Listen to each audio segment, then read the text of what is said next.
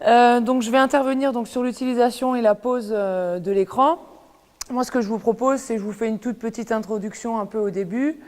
Je ne sais pas si vous êtes chauds les gars, mais moi, je n'ai pas prévu d'échauffement ou quoi que ce soit. On va juste attaquer après par du 3-3. Donc, est-ce que ça va aller ou pas? De toute façon, ce n'est pas un vrai entraînement. Hein. Si vous n'êtes pas très chaud, je vous demanderai de ne pas aller à fond pour ne pas vous blesser. Et durant toute mon intervention, alors je sais que des fois c'est un petit peu compliqué, mais n'hésitez pas à arrêter et à me poser des questions pendant les démonstrations. Parce que, comme le disait Joe, c'est vrai que j'ai entraîné un peu toutes les catégories, de baby à senior, mais vraiment toutes les catégories.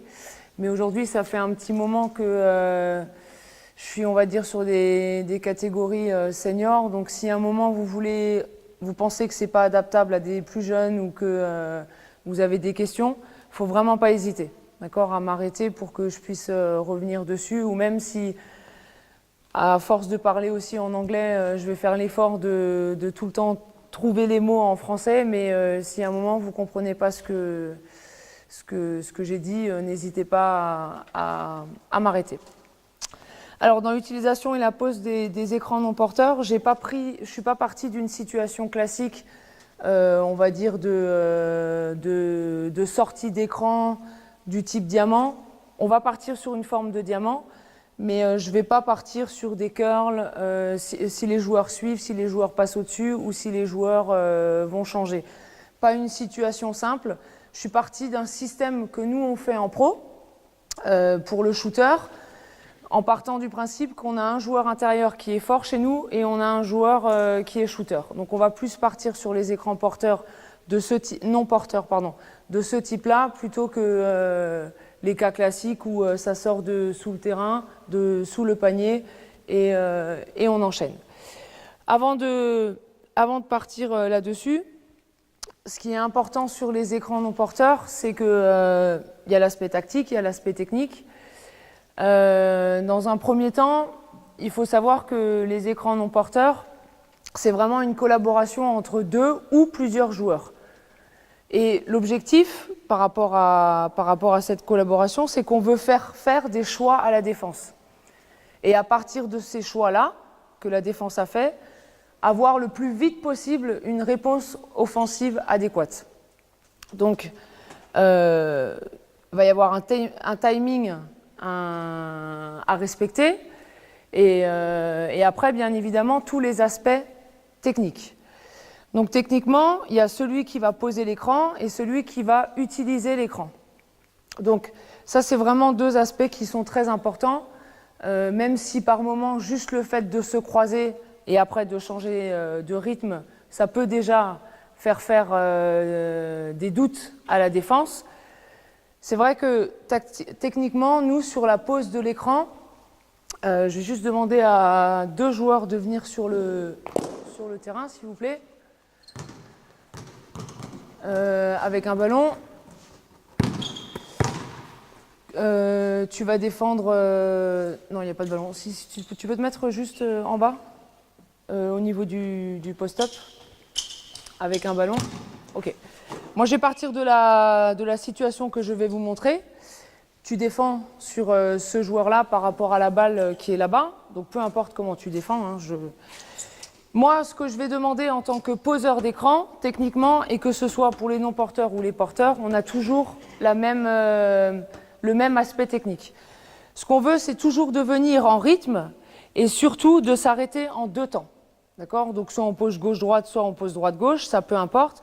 Mais vraiment de s'arrêter en deux temps, en étant fléchi, pour pouvoir vraiment être bien équilibré. Et à partir du moment où on est équilibré, on peut faire un bon écran. Parce que si on arrive, qu'on se stoppe et qu'on est droit au moindre mouvement que lui va faire, je vais perdre mon équilibre. Donc déjà, la base d'être fléchi, c'est important, pour que si lui, il bouge un petit peu, je puisse maintenir. M'arrêter en deux temps, pourquoi ? Parce que si je m'arrête en un temps ici et que lui, il bouge en même temps, je ne vais pas pouvoir m'arrêter solidement. Donc c'est pour ça que fléché, nous on demande à s'arrêter sur 1-2 pour pouvoir être bien équilibré. À partir de là, une fois qu'on a posé ses appuis en deux temps, Ce qui va être important, c'est la distance. C'est que je ne vais pas demander, je ne vais pas laisser le choix au défenseur de pouvoir s'adapter. Moi, mon objectif, c'est de poser mon deuxième appui à son contact. Donc, il va falloir que je calcule, mais que lorsque je pose le deuxième appui, je sois déjà au contact. Non pas 1, 2, et après j'avance avec le haut du corps, mais mettons en défense. C'est vraiment 1, 2, et quand je pose le deuxième, je suis déjà à son contact. Ça, c'est vraiment très important. La deuxième notion qu'on va intégrer pour celui qui va poser l'écran, c'est le corps. Pour pouvoir faire un choix à la défense, c'est moi ce que je vais vouloir en tant que poseur d'écran, c'est soit il va passer au-dessus, soit il va passer en dessous, soit ils vont changer. Mais pour ça, il ne faut pas que je pose un écran dans le vide. On va essayer de calculer la trajectoire et où on va essayer de venir taper, entre guillemets. Première chose, c'est l'épaule. On va se fixer comme premier objectif l'épaule et comme deuxième objectif les appuis. Quand moi je vais arriver, je vais essayer, mets-toi juste en position défensive, moi je vais arriver en essayant avec mes épaules d'encercler les siennes. Et ensuite, dans un deuxième temps, avec les appuis, c'est exactement pareil, c'est que quand je vais poser mes appuis, que j'encercle ses appuis à lui, pour que lui soit obligé de vraiment avoir une distance à parcourir pour pouvoir me contourner, entre guillemets. Donc, premièrement, comment j'arrive? Avec de la vitesse en se stoppant 1, 2, équilibré, fléchi. Et en 2, je vise les épaules et les appuis. Et la troisième notion qui est vraiment importante, et celle-ci, je ne pensais pas qu'en pro, il faille autant insister, c'est éliminer le joueur. Ça paraît con, hein. Mais le nombre d'écrans qui ne sont pas posés, alors entre ceux qui slippent les écrans, c'est quand j'arrive, et puis soit ça peut être un choix tactique, hein, mais tu peux juste défendre sur lui là, tu peux lui donner le ballon.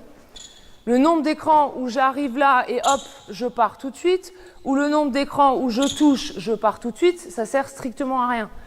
Surtout si on est là sur un écran porteur, si les défenses elles sont très, très basses pour celui qui défend sur l'écran porteur, ça ne sert à rien. Donc on va demander, pour la troisième notion très importante, d'éliminer le joueur. Donc ce n'est pas à moi, poseur d'écran, de partir, c'est au défenseur de bouger avant que moi je parte. Moi, mon objectif, c'est vraiment d'éliminer ce joueur-là. Donc quand je viens, tu peux redonner la balle là-bas, s'il te plaît?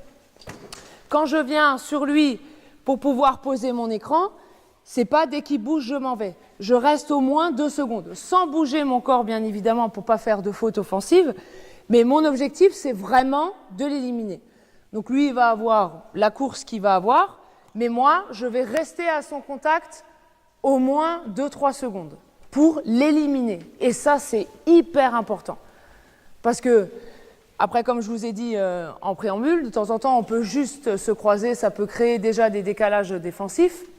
Mais le fait d'éliminer, c'est hyper important. Okay? Donc là, on a les 3 aspects techniques pour le poseur d'écran. Après, l'autre chose, donc là, je vais te demander de prendre ma place. Donc sur la pose d'écran, c'est moi. Moi, techniquement, je dois aussi faire des choses. Quand j'utilise un écran spécialement non porteur, il y a une première chose qu'il faut que j'arrive à identifier, c'est si ma course, elle va être longue. Donc si, admettons, c'est des staggers. Si je parle de stagger, pour tout le monde, c'est bon. Si je pars de là et que je dois me retrouver là-bas en utilisant des staggers, donc la distance, elle est grande. Plus la distance, elle est grande, plus je vais essayer de jouer avec de la vitesse. Première chose. Et deuxième chose, comme je vais vous le montrer après, là, l'écran, il va venir d'ici et je vais plutôt essayer de jouer dans cet espace-là, d'utiliser l'écran pour pouvoir jouer dans cet espace-là. Donc là, distance courte, donc là, il faut vraiment que mon choix, il soit très, au niveau du timing, qu'il soit bon et que techniquement, je fasse en sorte que lui, il soit obligé de vraiment faire un choix, de me suivre, de passer en dessous ou quoi que ce soit. Donc là, c'est plus un travail de vitesse sur de la grande distance, mais c'est un travail de vitesse sur la petite distance. Donc à partir du moment où lui il va poser son écran, moi je vais avoir un premier objectif, la plupart du temps, c'est de venir toucher mon joueur pour le forcer à défendre. Parce qu'il peut se passer plein de choses. Quand moi j'ai la balle et que tu défends sur moi, tu peux juste reculer un petit peu. Donc là, il va me respecter, forcément, il va être à cette distance-là. Mais quand je vais donner la balle à l'intérieur là-bas, il peut avoir plusieurs réponses défensives. La première chose, c'est qu'il y a certains coachs peut-être qui demandent d'être entre les deux pour que le joueur intérieur, qui est soi-disant, on va dire, fort, ne puisse pas jouer sur un contre un trop facilement. Donc là, quand la distance, elle est comme ça, c'est pas forcément évident, moi, de prendre le ballon, de shooter très vite pour pouvoir tout de suite avoir un shoot facile. Donc ce que je veux, c'est que je vais réduire la distance avec lui et je vais venir le toucher. Ok ? Là, il y a l'écran qui va arriver et là, je vais pouvoir partir. Mais on va essayer d'avoir un premier contact au début. Et non pas, vas-y, tu fais ton écran et moi, je vais rester assez loin pour pouvoir juste jouer dans cet espace-là. Parce que là, je ne vais pas pouvoir lui faciliter la tâche. On va rester entre les deux et ça ne va pas forcément être évident. Ok ? Donc, en tant que non-utilisateur, en tant qu'utilisateur d'écran, il faut que j'arrive aussi à évaluer tout ça. Et donc moi, dans un aspect technique, je vais plutôt me demander à toucher son joueur, à jouer avec lui pour pouvoir repartir. Donc là, je ne vais pas être précise dans ce qu'on veut au niveau des appuis, d'aller toucher comment, avec l'épaule ou quoi que ce soit, mais c'est plutôt essayer de créer un espèce de jeu avec le défenseur pour pouvoir battre son défenseur.